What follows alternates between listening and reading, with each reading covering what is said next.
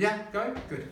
Okay, so this is something we looked at last week, past habit. Here are a few examples.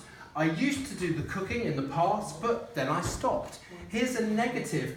I didn't used to do the cooking, but now I do. It's completely the opposite. Remember, when you use didn't used to, remember to use the main verb.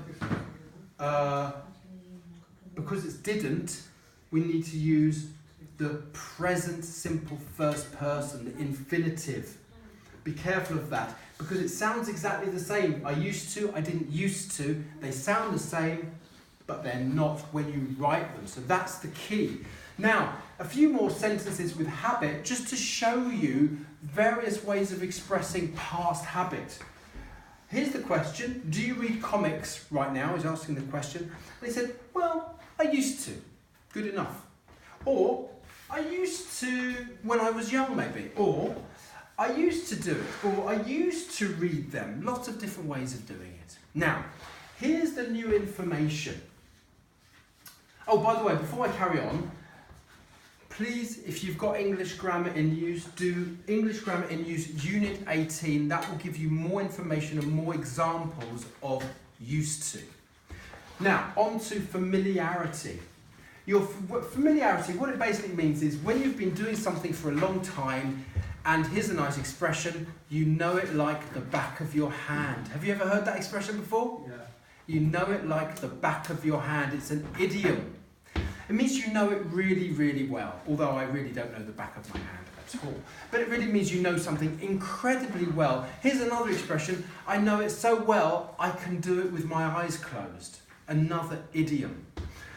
So when you've been doing something for a long time, you know it so well.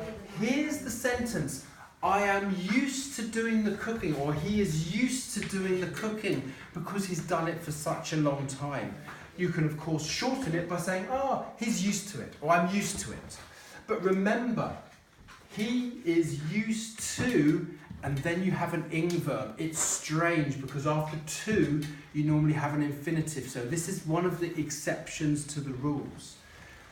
And of course, the other exception is when something is strange to you and you're slowly getting used to it.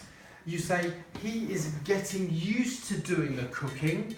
He's not used to it at the moment. It's strange, but he's slowly getting used to it. Like when you're starting in a new job and you're learning all the new things. Another idiom for you, just for the future, for your brain, if it can go in.